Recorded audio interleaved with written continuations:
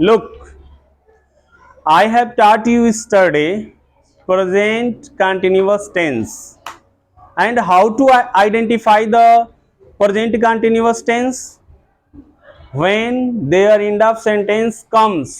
रहा है, रहे हैं, रही है, that is called present continuous tense. Okay, means कि प्रेजेंट कंटिन्यूअस टेंस को पहचानने का जो सबसे आसान तरीका है वो ये है कि जब हम सेंटेंस को पढ़ें या कोई सेंटेंस को बोलें और उसमें रहा, रही, रहे के बाद है, हूं, हुआ है, तो वो प्रेजेंट कंटिन्यूअस टेंस होता है। और कल मैं ये बताया था आपको कि इसमें आपको ये तो पता चलेगा कि काम चल रहा है, ठीक है, मतलब कि काम के होने के बारे में पता चलेगा, लेकिन कब खत्म हो रहा है ये पता है आपको नहीं चलेगा। जैसे मैं पढ़ा रहा हूं, आई एम टीचिंग, तो मैं पढ़ा रहा हूं, आपको ये पता चल रहा है कि सर पढ़ा रहे हैं, लेकिन ये नहीं पता चल रहा है कि कब तक पढ़ाएंगे। बात समझ में आ गया? मतलब कि प्रेजेंट कंटिन्यूअस टेंस क्या होता है? अनिश्चित काल होता है। इसमें जो काम होता है वो निश्चित नहीं होता है, बल्कि वो काम क्या होता है? चल रहा होता है, जारी होता है। बात समझ में आ रहा है? खत्म नहीं रहता है। आज हम लोग जो पढ़ने वाले हैं वो है प्रेजेंट परफेक्ट टेंस। क्या है? Present perfect. परफेक्ट मीन्स क्या होता है? परफेक्ट मीन्स क्या होता है?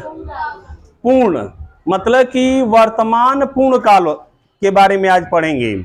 मतलब कि जब हम प्रेजेंट परफेक्ट टेंस पढ़ेंगे तो इसमें ये पता चलेगा कि जो भी काम हम कर रहे थे वो पूरा हो चुका है, ठीक है। तो इसका जो है कि पहचान क्या होगा कि when their end of sentence comes, चुका है, चुकी है, चुके हैं, एंड आ ई ए, देखो इसका पहचान क्या होगा कि when their end of sentence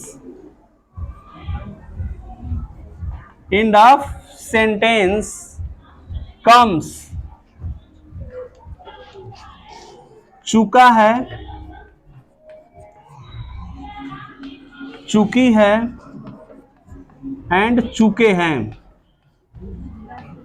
देखिए ये ना चुका है, चुकी है कुछ नहीं होता। जैसे अब मैं बोलूंगा ना तो मैं क्या बोलूंगा कि मैं पढ़ चुका हूं, मैं स्कूल जा चुका हूं।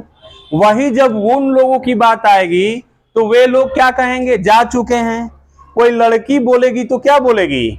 मैं जा चुकी हूं, मैं पढ़ चुकी हूं, मैं खा चुकी हूं, मैं खाना बना चुकी हूं। यही ना? तो बस ये वो है, एक ही है सब, बस अलग अलग सब्जेक्ट के साथ उसका जो है कि अलग अलग आता है। कहीं चुका आएगा, कहीं चुकी और कहीं चुके। जैसे हम लोग पढ़ चुके हैं, चुके आ गया। मैं सिर्फ अपने बारे में बोलूं तो मैं बोलूंगा कि मैं पढ़ा चुका हूं, और कोई लड़की अगर इसको बोलोगी तो क्या बोलोगी? कि मैं पढ़ चुकी हूं। बात समझ में आ गया? देखो बस इतने से ही प्रेजेंट परफेक्ट टेंस की बात खत्म नहीं होती है। इसके लास्ट में आ, ई, ए भी आता है। जैसे अगर आप कहें किसी से कि सर आए हैं, तो सर आए हैं, लास्ट में चुका नहीं आया ना, तो इसका मतलब क्या? ये प्रेजेंट परफेक्ट टेंस नहीं होगा। लेकिन आप जो बोल रहे हैं कि सर आए हैं, इसका मतलब कि सर आपके घर आ चुके हैं ना, आने के बाद ना आप बोल रहे हैं कि सर आए हैं, तो ये भी क्या होगा? प्रेजेंट परफेक्ट टेंस होगा। इसी में ई, वह आई है, मेरी बहन मेरे घर आई है। इसका मतलब कि मेरी जो बहन है वो मेरे घर आ चुकी है ना, लेकिन चुका चुकी नहीं आया ना, लास्ट में क्या आया? ई आ रहा है ना कि मेरी बहन मेरे घर आई है। तो ई आ जाए तो भी क्या होगा? प्रेजेंट परफेक्ट टेंस होगा। और ए का मतलब जब हम बोलते हैं वे आए हैं, विमलेश सर आए हैं, डायरेक्टर सर आए हैं, ठीक है, जो भी सम्माननीय व्यक्ति होते हैं, या वे लोग आए हैं, वे लोग आए हैं, ठीक है, तो वे लोग आए हैं तो लास्ट में ए आ रहा है ना, तो वो भी क्या है, प्रेजेंट परफेक्ट टेंस है।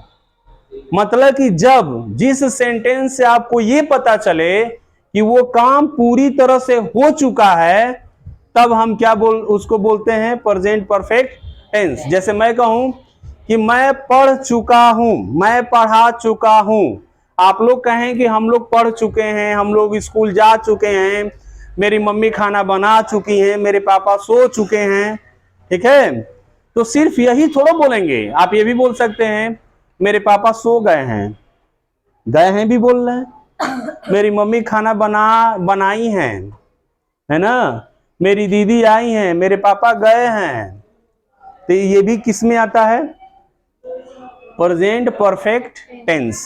अब देखो इसमें बनाने का तरीका, इसमें हम यूज करते हैं हैज एंड हैव का। अब देखो कहां है जाएगा और कहां हैव आएगा, तो पहला सिंगुलर सब्जेक्ट, ठीक है, जैसे ही, सी, इट या किसी का नाम आ जाए तो यहां पे क्या आता है जाता है। इतनी बात समझ में आ गई।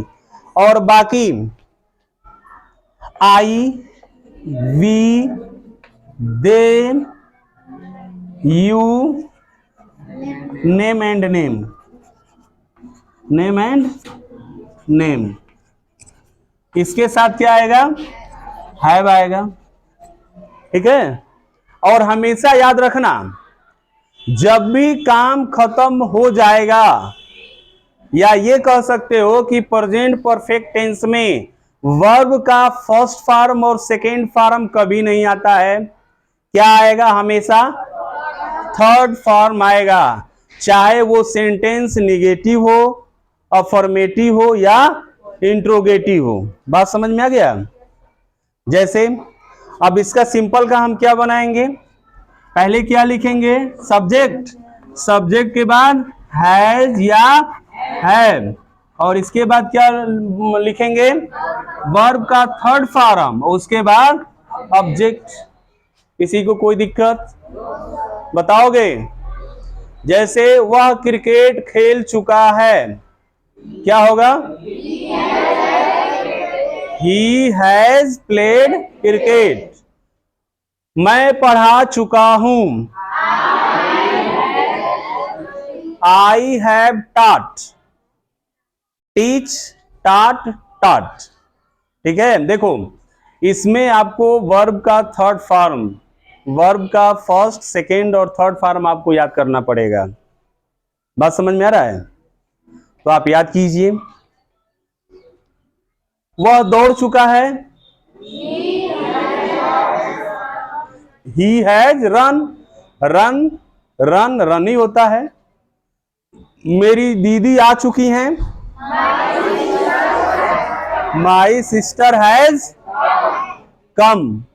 देखो वर्ब का जो फर्स्ट फॉर्म होता है कम, केम, कम, तो थर्ड फॉर्म कम हुआ ना, तो क्या होगा, माई सिस्टर हैज कम। वह क्वेश्चन पूछ चुका है, ही हैज आस्क्ड क्वेश्चंस। समझ में आ रहा है, तो थोड़ा सा ध्यान दो। मेरी मम्मी खाना बना चुकी हैं, माई मदर कुक्ड फूड। वे लोग जा चुके हैं, दे हैव गॉन। देखिए ज्यादा दिक्कत आ रही है वर्ब को याद करने में, तो वर्ब को तो याद करना ही पड़ेगा। मेरा काम है कि आपको बता देना कि कहां पे क्या करना है, बाकी तो आपको पढ़ना पड़ेगा, ठीक है। मैं पानी पी चुका हूं,